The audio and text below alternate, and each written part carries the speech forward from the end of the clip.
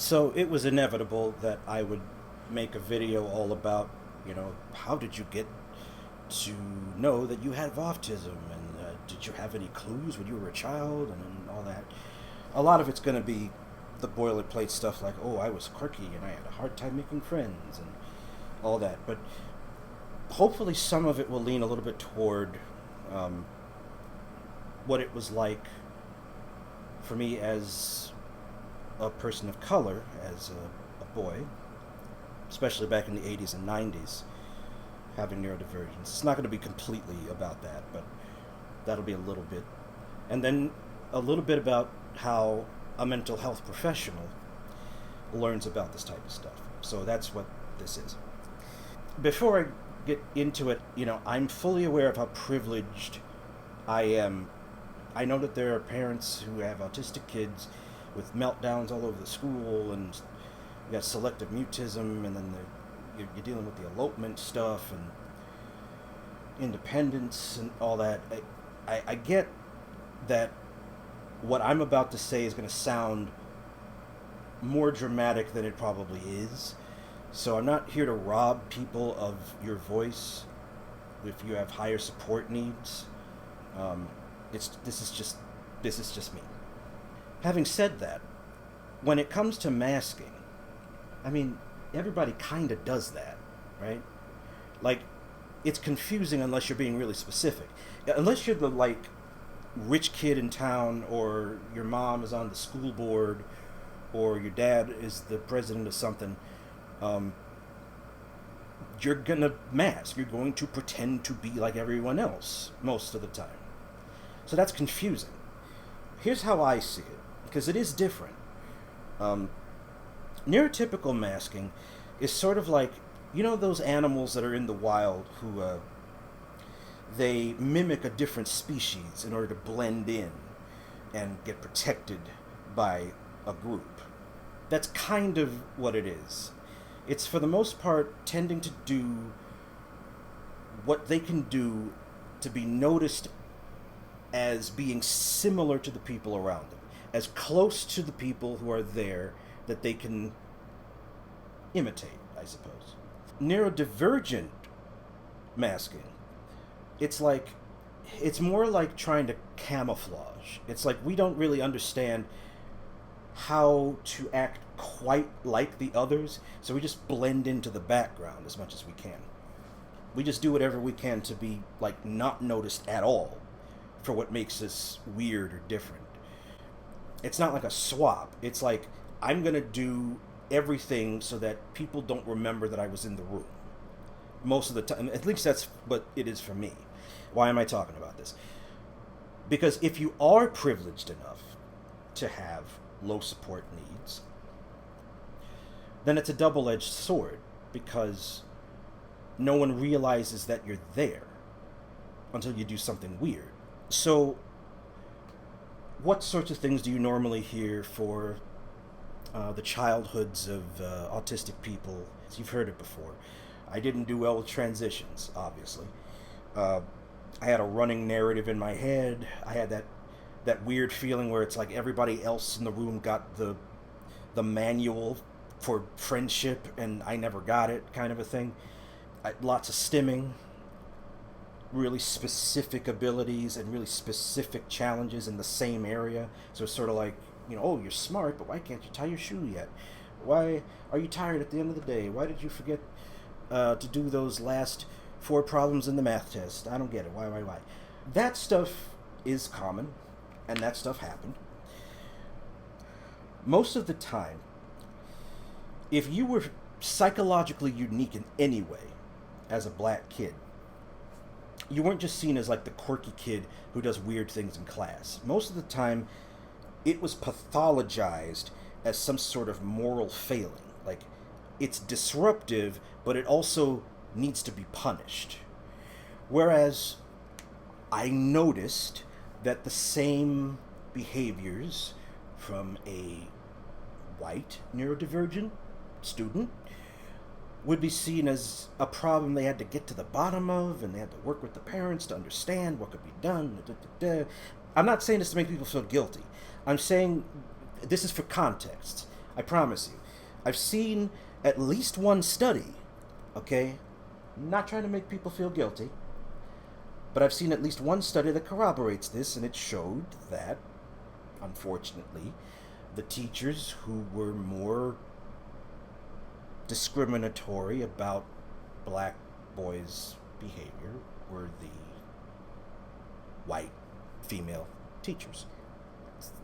It was what it was. Okay, things might be different now. That's fine, but at the time, you'd better mask, right? If you were an African American and had some weird quirky stuff, right? I was not about to get in trouble for some stuff I can't even control. I'm not interested in that. Education is the only way I get out of where I live.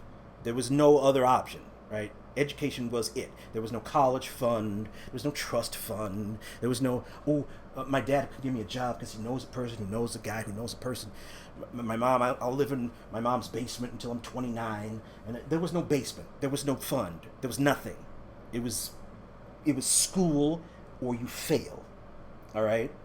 And in my neighborhood, it was not very common for an African American to survive past a certain age. I'm trying to be YouTube friendly. I don't know if this is going to work, but you get what I'm trying to say. And so, I had a really great mother who was a superhero in terms of, advocating for me and sticking up for me. She was amazing. She is amazing, but she was amazing. She was compassionate, patient, somewhat innovative for a poor African American mother in the 80s and 90s. You didn't have Dr. Spock everywhere. She was pretty cool.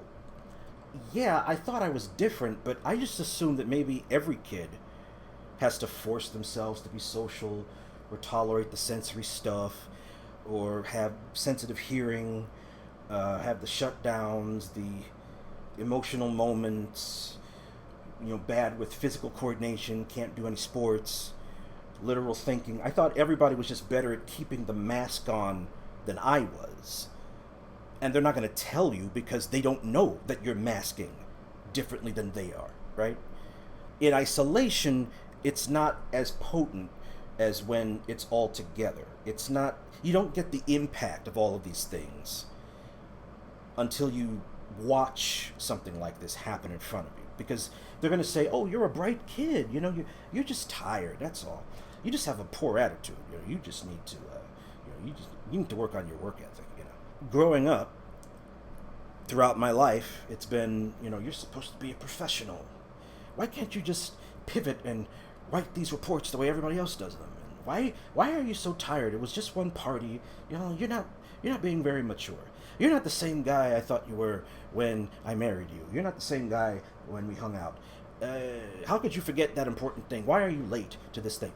I had no answers for any of these people because I was the common denominator. It must be a me problem. Everybody else thinks so that's got to be what it is.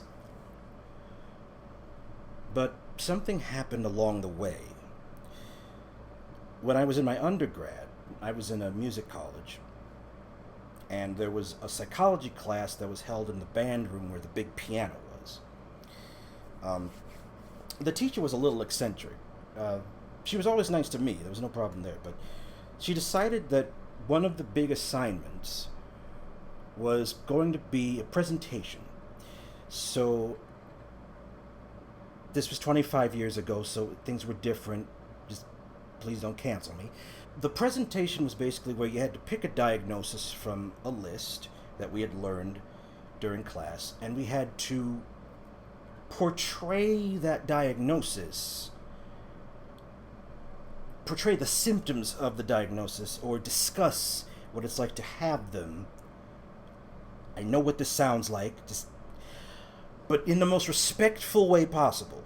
You had to show the symptoms, and so the more respectful you were, the better the grade would be. The more symptoms you provided, the better it was. So I let everybody pick theirs first. Oh, depression, I wanted that one. Can I trade with your anxiety? You know, I let all that happen. And then I went up there and grabbed whatever was left. And one of the diagnoses that were left over was autism. And I thought, that's interesting. So I read about it. And in one section, it talked about Asperger's syndrome. And I didn't know what that was. So I looked at the symptoms. And I was like, that's a coincidence, is what that is. Let's go back, flip over to the autism. At the time, this was like 1999, 2000 something. So back then, if you said the word autism, there was a very specific type of autism that people had in their minds. Okay, so it was like the classic autism. So I read some more, and I found out that autistic people sometimes have perfect pitch. And I have a pretty good ear. So I thought what I should do is I should get another classmate, I should get my buddy over there to go to the piano and play a note. I cover my eyes. He holds up a piece of paper or a sign that says the letter of the note, like A, A, and they go A like that, and I say, that's an A. And then people, that'll prove to people that I have perfect pitch. But it doesn't matter, because he's just going to do A, B, C. He's going to do it in that order, and we just agree on what order it's going to be. So I thought it was foolproof. I thought, even if I don't have perfect pitch, we're going to do A, B, and C, and then ta-da, right? So it's my turn to go up. And I guess I hammed up the role a little bit. I was not Rain Man. I was just not giving a lot of eye contact, because that was written in the thing. Not very social, so I was a little nervous as I rocked back and forth and looked down at the floor. I was like, yeah, this feels kind of good. And I had kind of a nervous, kind of reserved, pressured voice, because I'm in front of a lot of people, and I'm autistic in front of a lot of people, so I'm going to be like, so my doctor says that I have something called the magic ear. Sometimes he calls it perfect pitch. He's going to demonstrate it for you. Not bad, right? It's not terrible. So the class is amused. They're like, okay, well, what's going to happen? So he goes over and he hits the A key, A, holds up the letter A. That's an A. Oh, that's really cool. Oh, that's really cool. He hits a B. B, holds up the letter B. That's a B. Well, that's really cool. I don't know what happened, but I don't know if he just wasn't like used to the keys or something, because I just assumed it was A, B, C, right? It wasn't A, B, C, but like I don't remember what the notes were, but let's just pretend it was A, B, C. Whatever his third note was, it wasn't C. He played some other thing and held up the letter C. But I don't know that, because I don't know what he put up. So all I hear is this other note, and I'm like, did he hold up that note, or did he hold up the letter C like he was supposed to? What? So I just rock back and forth, and I'm like, that's a D. And everybody's like, what happened? They're all confused. They don't know what's going on. I'm like, maybe the doctor should try that again. And like inside, I'm like, man, just hit the C. It's a C right there, man. Just hit it. And he goes, oh my God, I'm sorry. Hits the C. Now that's a C. They're like, wait a minute, that's the real thing. How did he know it was the D if this was, who is this guy? It was like a weird moment. I kind of improvised and I said, my doctor says that everyone makes mistakes sometimes. And they all laughed. It was a nice moment. So I did pretty well. After everybody's done, I'm walking back to the dorms. I'm going to cross the street. And before I go, this guy was running up and wants to tell me something. He's like, hey, man, I just wanted to let you know that was really amazing what you did back there. That was really amazing. And I think he's talking about the notes, the perfect pitch thing. And I say, yeah, no, I appreciate it. I've had a lot of practice. I've just been, I've had it all my life, so it's what it is. And he goes, yeah, no, I think it's so brave that you would share the fact that you're autistic back there, you know, in front of the whole class. I really that's really I really admire that. I was like, uh, nah, that's an act. It was a character. I made up the character. I don't have the. And he looked at me weird, and then like was like, oh, right, that's it's the character is what that was. Yep. And he just went away. And I'm like, wait a minute. What you mean, man? What? It's a coincidence. What? So I move on from that and I graduate. I become a music teacher for a little while. Um, and I suck at everything. And I'm making all types of mistakes and I'm like fatigued all the time. And then I get a divorce. And then I have to short sell my condo. And at any moment, I'm going to live on my brother's couch. At this point, I've got a master's degree um, under my belt. And one day I just start Googling stuff. Just random depressing stuff. Like, why am I a failure? Why do people with good grades grow up and mess everything up? And I did one of those online fakey IQ test things. I take it with a grain of salt, but like I look at it, I look at the score, and I'm like, okay, that's not a bad score. What's the deal? Why do smart people have problems when they grow up and don't know what they're doing? IQ 100 and whatever the number was. I don't know what I said. Hit enter, and the Aspie quiz pops up. I'm like, what's this? I click it. I'm like, that's that Asperger's thing again. That's what I saw in that book. So I take the quiz. I get a stupidly high score because of course I did. And again, that's coincidence. It's an online test. It's not real. It's not. You know what I'm saying? It's at that point I was like, okay, let me sneak this into a conversation and see what somebody thinks. So I told my brother. I was like, hey, there's this thing called Asperger's, and it's got this symptom and that symptom and that symptom and this symptom, and I'm just wondering, if you knew anybody when you were younger, somewhere out there that might fit that description. You see, is there anybody that it reminds you of? And he said, nope, I don't think so. I'm like, mm. So then it's 2013, and the DSM-5 comes out. And Asperger's syndrome gets folded into the autism spectrum disorder thing. And I kind of had mixed feelings about it because, like, on the one hand, yeah, now you're part of a group that will actually get taken a little bit seriously when it comes to supports, at least if you're a kid. That's good. But, like, on the other hand, if you had it, no one seemed to care, right? And they couldn't technically call it autism yet, so they just called it like mild autism or slight autistic traits or some other euphemism, and they didn't have anything for you. It was just like you're working, right? You have a decent home, you've got it figured out. You're supposed to be a professional, you see. Forgot about it again, and I get diagnosed later with the help of my therapist, who was amazing for many years. Helps me get an ADHD diagnosis, and I get the meds, get the ADHD meds, and those were a game changer. It's like night and day. I'm a different person. I felt almost normal, almost.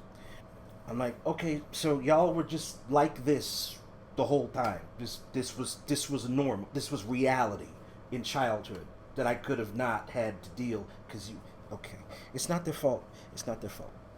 So I'm doing a little bit better with work, and then finally I get to be a social worker, and I get this client in his 20s, and this guy, he's telling me about all these things.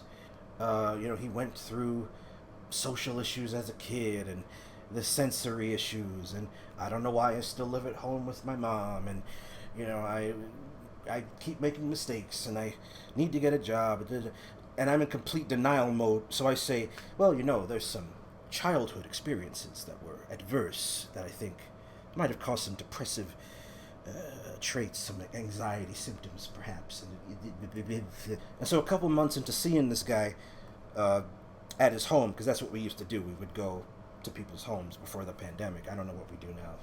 We're just vibing for a couple of months. He's telling me stories. I'm helping him with paperwork. It's all good stuff. It's fun, but it's also helpful. I feel like I'm doing something. And I ask him, hey, just for my records, are you sure you don't have any previous diagnoses from years ago, maybe having a report somewhere out there in the world? And he says, I'm going to talk to my mom. And then later on, a couple of days later, he's like, oh, yeah, that's right. I totally forgot to tell you. See, the guy who used to work with me, and the one that worked with me before you, I forgot that I told him that I had this thing called Asperger's syndrome. I don't really know much about it, though. Like, why did you ask? It's coincidences. It's what this is. It's coincidences. So my last day working with this guy, because I was about to take on a different role, I tell him, I'm really glad that I worked with you. This was cool. I was kind of hesitant to do this. Kind of. But, after learning more about the diagnosis and everything, I might go ahead and take the test myself. I may do that. I appreciate it. And we shook hands, go back to my office, and it just stays with me for weeks. And I'm like, okay, you know what? I'm sick of this. I'm going to get the stupid test. All right, how do I get on the waiting list? What do I need to do? And of course, the waiting list that I get to is like a year and a half minimum. So they're never going to call me. The next year is 2020. And two things happened in 2020, you see. One was I got my first full-time counseling job. So I made it. I was like, yes. And my first client ever, the very first client, can you guess what I'm about to say? It's coincidences. Autism. Of course it is. So he was an interesting guy, but the important thing is that the place where I was working at the time was really big on making sure that counselors understood the client's neuropsych reports, the ones that they have in their record, which is really cool because not everybody does that, even now. So I read his, and it showed me which tests were used and what you're supposed to do, and I was like, oh, that's a lot of stuff. That's interesting. And he told me in his sessions what it was like for him. So that helped me out a little bit. He didn't tell me details, but I was like, okay, this is what I could be prepared to do if this happens. Okay, cool. And the second thing that happened in 2020 was a little something called a pandemic. And the thing about that is telehealth became so important. Telehealth is like online sessions with your doctor or your therapist or psychiatrist and stuff. It became so important for obvious reasons that the restrictions on billing were lifted to the degree that clinicians could now make insurance claims a zillion times easier just by doing telehealth. So like if you were a small-time clinic and you're just getting started, all of a sudden you can do a zillion more clients. So the wait lists were temporarily like way down for that little window. I know I'm lucky. Calm down. Thank you for reminding me. But like I could actually go to a place where the people could afford buying more tests, but because you have to buy these tests, they're not free. You have to pay to get copies of the test to give to the clients so they can take it. They're expensive. So there were people popping up all over the place with their new practices during the pandemic.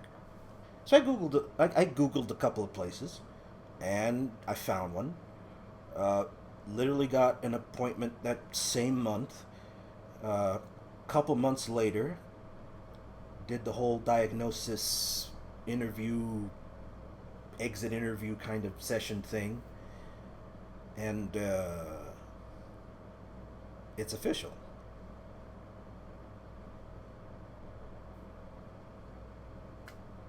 Right on the paper. No more coincidences. All this time.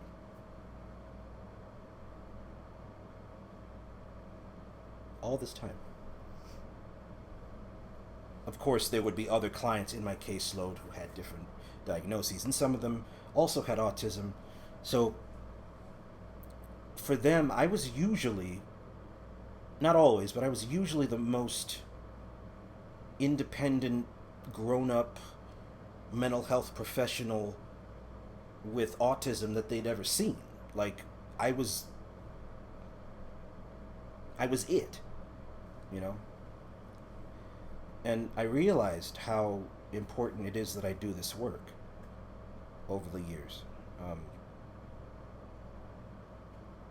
Because there's so many reasons that millions of people never find out until decades later, if they ever find out. You could have cultural reasons where it's just frowned upon. You can have familial reasons. Maybe there were things going on that, you know, Uncle Fred got a diagnosis and they warehoused him in some hospital somewhere. We never saw him again. You know, you never know, right? Abusive reasons, medical reasons. There's so many reasons that millions of people just will probably never know. They think it's trauma, or laziness, or selfishness, or you're broken, you're worthless, you're crazy, you're dumb. And you sit with that the rest of your life because you're the common denominator. And then you finally meet a guy who isn't some media representation or some, like, dramatic portrayal of autism, or like, the polished, curated influencer who has the ring light and everything's awesome. This is a flesh and blood guy as your therapist. And usually when you say weird things that are like, I don't know why I do this and I don't know why I do that, the guy actually knows what you're talking about. Like, there's a name for that. I thought I was just a jerk. That's a thing? I didn't know that. I'm forgivable. I'm not broken. I can change things. That's why I do this. And it's part of the reason I made the channel, the YouTube channel. Hopefully somebody out there who doesn't have enough for therapy sessions, doesn't have enough money for assessments and all that stuff. Maybe a person of color. Maybe a kid who's heard all the awful things from awful teachers, far worse than any of mine. Or from a parent far worse than mine. If that person really needs somebody like me, at least you just turn on the YouTube channel and you hear somebody who actually knows what you're talking about.